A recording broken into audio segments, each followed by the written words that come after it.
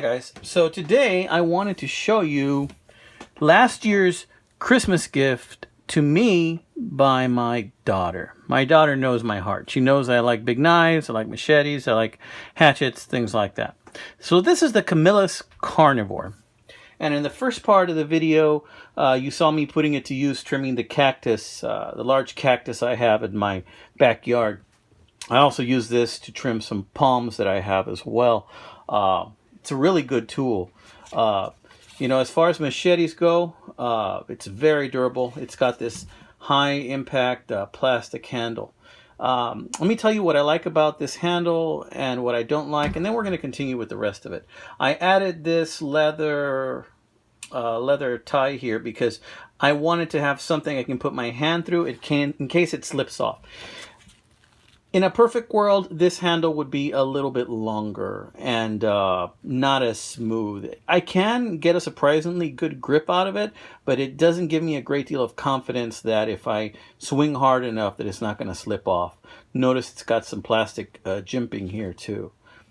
Comes with this nylon sheath, which is pretty darn cool. It says Camillus Carnivore X, not bad. And you might have already noticed it has a little blade too that it comes with it, which we're going to look at. Let's look at it now.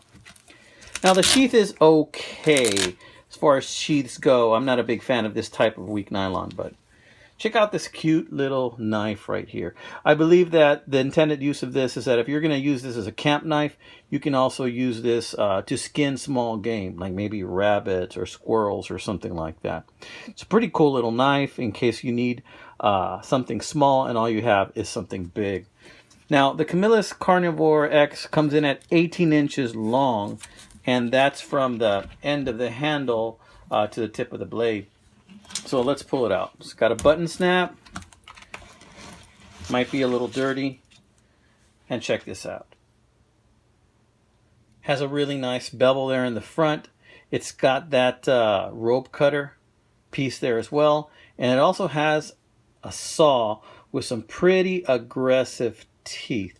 Now this saw does cut pretty good, but the problem is that if you're gonna cut, of course you have to turn it over so you can use this as a saw, and you don't have a lot of real estate to hold on to, so you're only using this one-handed because you can't put your hand up here and push down because you'll cut yourself. So you're gonna have to do this, and you don't want to do this like with something larger than a ½ inch or an inch at the most, because you're going to get really tired, and for that you need like a real saw. But I wish this handle was just a little bit longer, and that would go a long way towards using the saw. I suppose I could do something to cover the blade and put more pressure there if I wanted to, but you know, in a practical situation you may not be able to do that. But check out this beautiful blade though. It says Camillus Titanium Bonded Carnivore X. It is a very, very gorgeous blade. I love this blade, the way this looks. I'm very happy with this. It kind of looks like a small katana sword, to be honest with you. And you saw the way it went through that cactus. Now, you guys, I don't know if you have cactus. Mine grows pretty wild. And in some parts of the cactus that I was cutting, believe it or not, the base of it, the bottom part of the cactus that kind of like is close to the soil, was about 6 to 8 inches in diameter, guys. It was really wide at the bottom. I think you may have seen in the beginning of the video where my hatchet got stuck in there at one point, and I had a little bit of a hard time pulling it out. And it just gets so thick and so wide. But this is the perfect tool for it, because the stainless steel, I don't know what kind of steel this is actually, but it's easy to wash. You know, you just go over with some water, or maybe some soapy water, and then a rag, and you dry it off. You know, this was made to be used out in the bush, and low maintenance, high function. You know, really like this. I even accidentally hit this on the edge of a wheelbarrow a couple of times, and it did not harm it in any way, shape, or form. Now, sometimes to get that cactus into the wheelbarrow, I would stab it and then toss it in there like that, so I wouldn't touch it with my hand. But even like so, I still managed to get a few little minor thorns inside my gloves. I don't know how. When I actually picked up the cactus, I wore gloves. I didn't wear gloves when I was cutting it. I didn't want to lose the grip on this hatchet and then potentially have it slip out of my hand. I didn't want that to happen. So I get the most grip with just my bare hand and my grip right here. And doing that, I can really feel this texture right here if I just use my bare hand.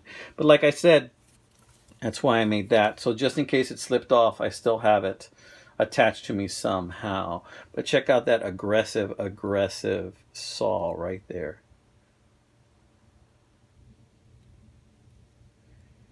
It is a very sharp saw. Even just touching it right here, it kind of gives me the impression that it would cut me. And this too is pretty sharp. Yeah. I do like it very much. It looks like a miniature katana blade. Now, I tell you what. I have a machete drawer. Now, I don't know if that's normal. Let me know, guys. Do you have what's called a machete drawer? I actually have a drawer in my room that has like 3 or 4 machetes in there that I've bought for myself or received as gifts.